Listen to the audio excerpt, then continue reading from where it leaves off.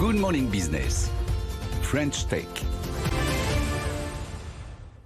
On va pas prendre beaucoup de temps, Laure, parce qu'on a du travail. On a le lait sur le feu, on a une livraison à faire. Je suis avec Eva Cadillac, la directrice des opérations d'une entreprise du dernier kilomètre responsable. Ça s'appelle Décarboné, ça s'appelle Deki. Deki, exactement. Et donc là, on est dans votre siège social à Marseille. Vous existez depuis 2020 et aujourd'hui, vous travaillez dans les villes comme Paris, Lyon, Marseille, bientôt Strasbourg, Nantes, et etc. Toulouse, on espère aussi. Alors, expliquez-nous ce que vous faites. Vous fédérez des livreurs. Alors, concrètement, nous permettons à nos clients de livrer donc leurs marchandises de façon décarbonée et socialement responsable dans les centres-villes. Aujourd'hui, on a nos clients qui sont les transporteurs et qui ont pour objectif de décarboner leur livraison, soit de leur flotte en propre. Il y a Manon qui arrive. Exactement. Donc du coup, Manon, Manon en fait, qui vient pour un de nos clients, donc qui est un chargeur. Donc Manon, elle s'est référencée sur votre site. Manon, elle s'est référencée sur votre site et vous lui apportez du travail sur des restaurateurs, par exemple, qui veulent livrer. Elle vient chercher. C'est du vin à consommer avec modération et elle va leur livrer avec évidemment un vélo cargo, donc zéro carbone. Alors pas tout à fait. Aujourd'hui on a Thibaut qui travaille avec tous nos prestataires, qui les sélectionne, qui les teste d'un point de vue taux de service, taux de qualité, mais qui vérifie aussi qu'ils soient socialement responsables et que tous les livreurs qui travaillent pour eux soient salariés. Alors vous êtes une French Tech, vous êtes même une Green Tech, vous avez reçu le label, vous êtes financé par la BPI, vous êtes financé par la région.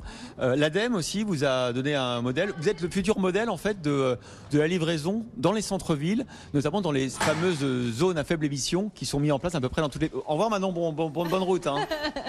Merci Manon. Oui, en fait, on a développé un outil, donc un algorithme à 3 critères. Un critère d'optimisation métier, un critère économique et un critère aussi d'impact environnemental, basé sur quoi? Sur les économies de CO2, sur la décongestion et sur les nuisances sonores.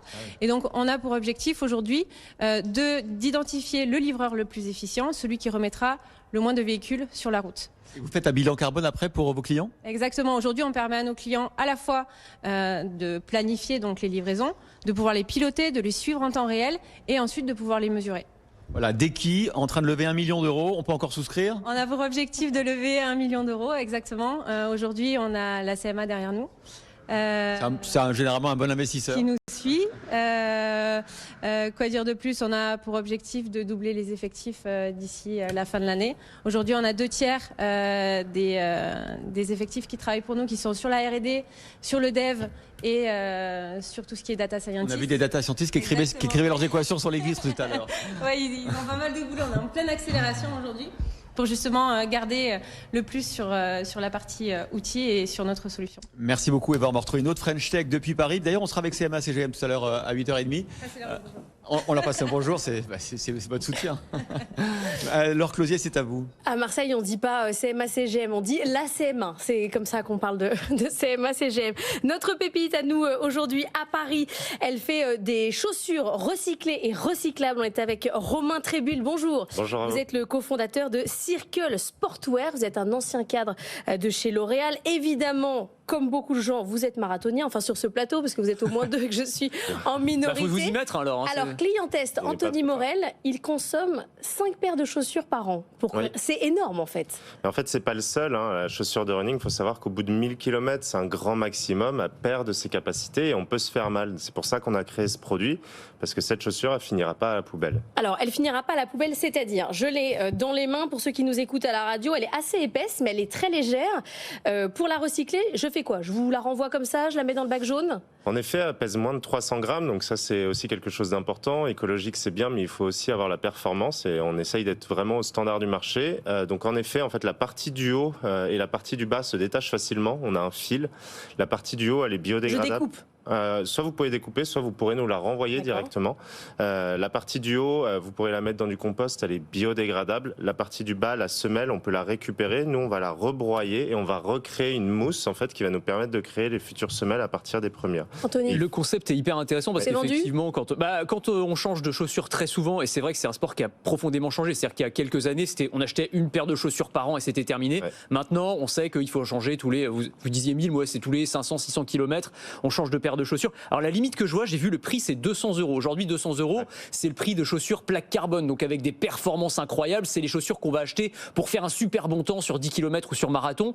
Là, les vôtres, elles n'ont pas de plaque carbone. Donc, est-ce que c'est pas une limite 200 € pour une paire de chaussures d'entraînement, c'est pas donné, quoi. L'autre différence, c'est que cette chaussure, elle est totalement bio-conçue, mais elle est 100% faite en Europe aussi. Donc, il faut comprendre que le marché du running, il est 100% en Asie. Vous connaissez un petit peu les différences de salaire qu'il peut y avoir entre les deux. Il y a, dans l'Observatoire du running, il y a une étude qui est sortie ce mois-ci qui dit que 75% des 13 millions de runners en France sont très sensibles à la cause environnementale et sociale et à l'impact local. On l'a vu avec les précommandes. Il y a quasiment 2000 précommandes sur un modèle que les gens n'ont pas pu essayer et ont attendu 1 an.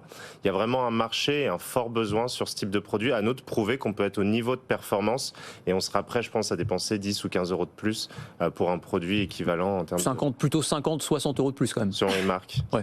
Là, vous venez de lever 4 millions d'euros auprès d'Alter Equity. Oui. Là, on est en pré-commercialisation, c'est-à-dire que je vais la voir quand, en fait, cette chaussure? Ça, vous la recevrez tout début 2024, environ février, début mars. Donc, pour le semi-marathon de Paris, le marathon de Paris, on est dans les temps.